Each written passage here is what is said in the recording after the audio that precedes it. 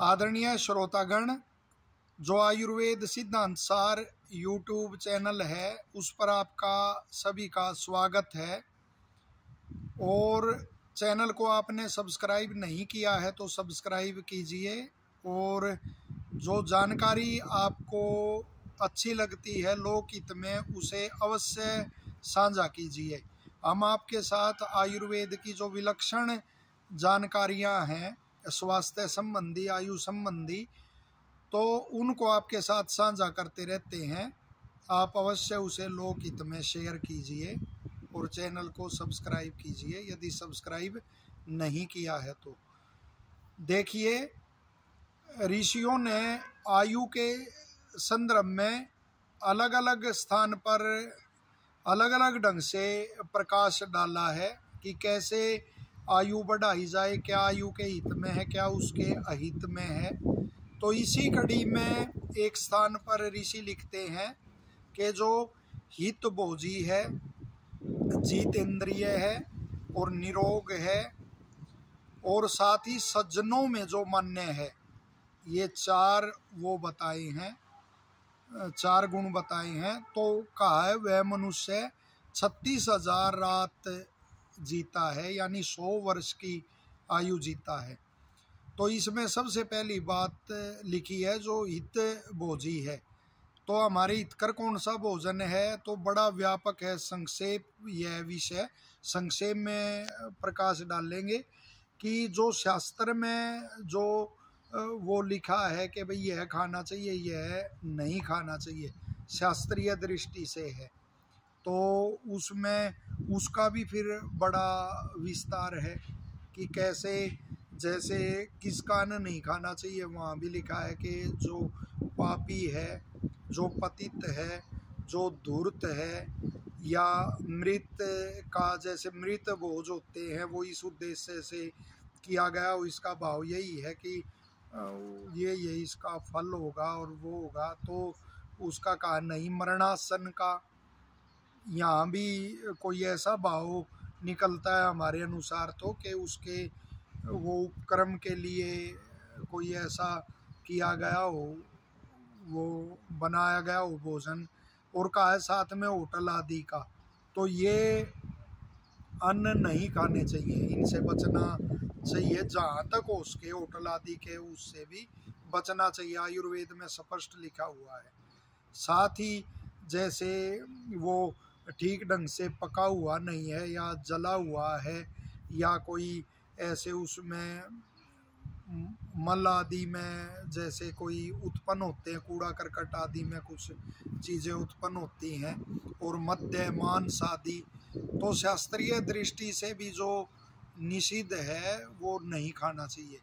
और फिर अपने जो हितकर है, अपनी प्रकृति के पथ्य है या पथ्य है, उसका भी ध्यान रखना चाहिए कि कौन सा भोजन मेरे अनुकूल है, कौन से भोजन के सेवन से मेरे को हानि होती है, वह नहीं खाना चाहिए। अपनी प्रकृति ही वात पित्त कफ के अनुसार भोजन सेवन करना चाहिए। और साथ ही नित्य सेवनीय जो द्रव्य हैं, जैसे पहले भी बताया, दूध, घी, मूंग की दाल, सेंधा नमक आदि, चावल है, साठी का चावल है, तो इन का जो है तो इनका सेवन करना चाहिए। और लिखा है साथ में दही है, उड़द है, दही है, या दूध के विकार हैं जैसे अन्य पनीर आदि, और वो उनका नित्य सेवन नहीं करना चाहिए। तो बड़ा ही एक व्यापक विषय है, तो उसमें पथ्य और अपथ्य को ध्यान में रखते हुए, साथ ही समय का, मात्रा आदि का वो ध्यान रखते हुए भोजन करना चाहिए। तो ऋतु के अनुसार खाना चाहिए। तो जो हित भोजी है, आगे कहा है जो जितेंद्रिय है, तो आयुर्वेद के ऋषि लिखते हैं कौन सा मार्ग श्रेष्ठ है, तो लिखते हैं ब्रह्मचर्य का मार्ग श्रेष्ठ है, यानी जो इंद्रिय जीत है। और ऋतु काल बीगामी स्यात्, सवदार निर्तय सदा, ब्रह्मचारी भवेदी है, यत्र तत्र आश्रम वसन। जो गृहस्थ होते हुए भी ऋतु काल के अनुसार ही अपनी पत्नी से व्रतता है, उसी से संतुष्ट रहता है, तो गृहस्थ होते हुए भी वह ब्रह्मचारी है।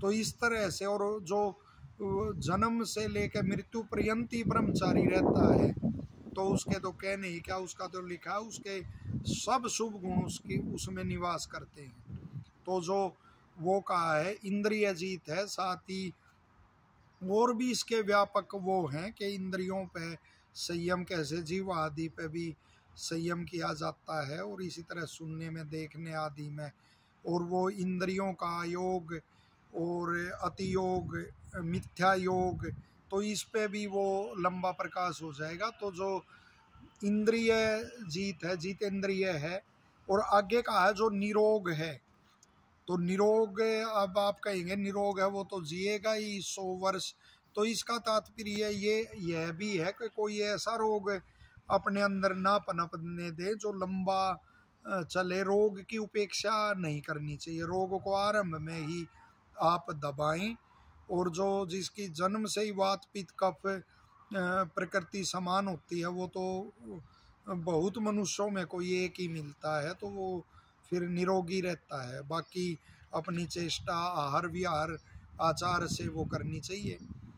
और फिर आगे है जो सज्जनों में मान्य है, उसमें दुर्जन तो सज्जन से ईर्ष्या भी कर सकते हैं, लेकिन सज्जनों में जो मान्य है कहा है कि सज्जन व्यक्ति जिसके स्वभाव की, जिसके शील की, जिसके सदाचार की, जिसकी विद्या की, वो जिसके परोपकार की प्रशंसा करते हैं, तो ऐसे गुण आपके अंदर होने चाहिए कि आप सज्जनों में आप मान्य हो। तो जिसके अंदर भी ये गुण होते हैं वह 100 वर्ष की आयु जीता है। आशा है यह जानकारी आपको उपयोगी लगेगी और लोकहित में आप इसे अवश्य शेयर करेंगे और ऐसी दुर्लभ जानकारियां लेकर आपके मध्य में आते रहेंगे। धन्यवाद, सभी को शुभकामनाएं।